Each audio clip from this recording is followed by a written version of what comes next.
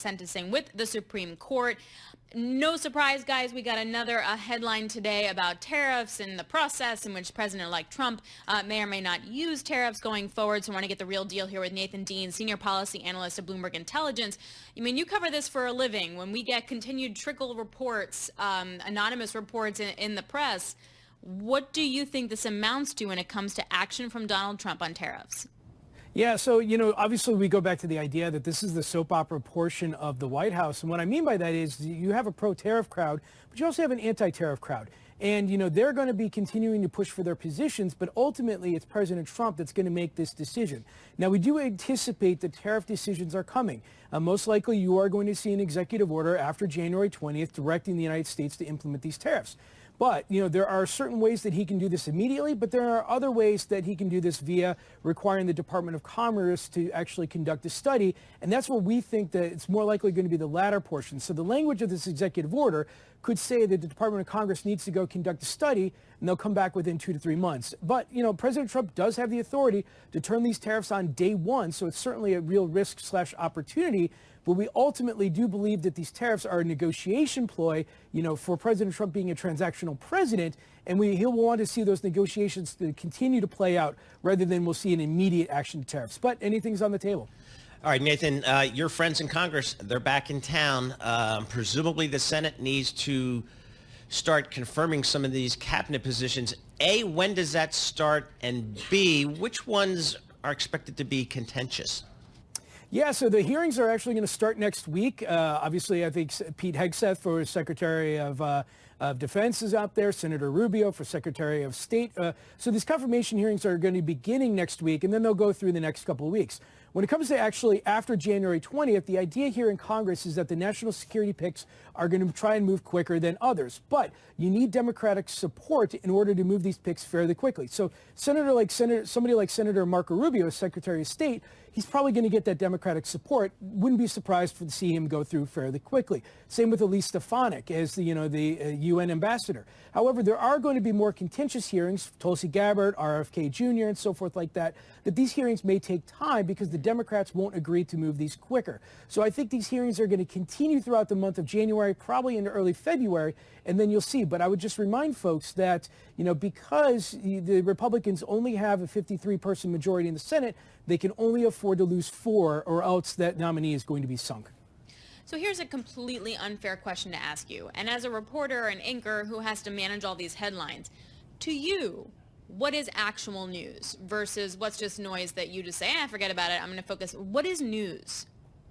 So, news is obviously if President Trump were to make a statement saying, look, I'm going to turn these tariffs on day one, certainly has the power. But hasn't he said that? Like, is there something more concrete we can look for?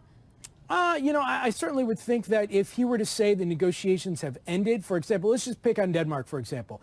He said that he wants to, negotiate over Greenland. He wants to potentially put on tariffs on Denmark as a result of this Greenland dispute, if you will. If he puts out a tweet and says, on January 20th, I'm turning on these tariffs because negotiations have failed, I take that as a real risk/opportunity. But, with everything President Trump says, you also have to keep in mind what is the process that he's going to use to implement his goals. When it comes to executive orders, most of it is symbolic in nature. There's a little bit more power there for immigration, trade, national security, energy, domestic production, if you will. But for anything that relies on Congress, like legislation or the DOJ committee or anything like that, you just go back to the time-honored tradition of Washington. It's just going to take a lot of time to put into place. And as a result, actionable news, you may have to wait until actually see what vote counts are and so forth. Does the DOJ, is that a thing really in Washington? Do people taking it seriously? Nah, I think certainly people are taking it seriously from the standpoint that Elon Musk has a bully pulpit and that Elon Musk can certainly drive changing of behavior in members of Congress.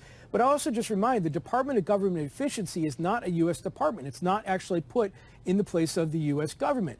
And so any recommendation that comes out from the DOJ committee has to be implemented by Congress, and it has to be largely implemented with Democratic support. You would need 7 Democrats to go with it to avoid being subject to a filibuster. So I would just say that, there's going to be a lot of ideas and so forth, but, if you want to cut $2 trillion from the U.S. budget, you've got to go after mandatory spending, and that's the third rail of U.S. politics. Most people are, Speaker Mike Johnson has already said he's not going to touch Social Security, Medicare, Medicaid, and so forth like that. So I think a lot of it is just going to be directionally goals, but a lot of it also is going to be at the whim of Congress to implement it, and that's where I think the DOGE recommendations, if you will, are going to slow down. Which, lead us back to, what is news in this new era? Is U.S. buying Greenland news? Legit? Is this something that could happen? How would that even work? Well, I go back to the tariff argument. When he spoke with John Micklethwaite, the editor-in-chief of Bloomberg News and Bloomberg Intelligence, he said tariff is his favorite word. And that's certainly that you have to take into account, that this is something that he wants to do. But if you have to look at the negotiation ploy of these tariffs, in this case, Greenland and so forth like that, if there's an opportunity that you can give him a win, then he may say, okay, great. I'll take that win. For example, just today there was reports that he's going to declare a new economic disaster program to implement these tariffs. This is something that he flirted with back in 2019 with Mexico. Mexican representatives came up to Washington, met with the White House. They talked about remain in Mexico immigration policies. They came to an agreement, and those tariffs never actually came to fruition. So if you look at the process of how this works, President Trump puts out a statement. There's a reaction in the news. We have to deal with headline risk because that's a real risk/opportunity for the markets. But then you have to look at the process of how it plays out, and then you should get at least a 2 to 3, 4 week, maybe a month window in terms of how that will ultimately impact your investment, your sector, or your company. All right, Nathan Dean, thank you so much. We appreciate it. Nathan Dean, senior policy analyst, Bloomberg Intelligence, one of the few reasonable people in Washington that I've found.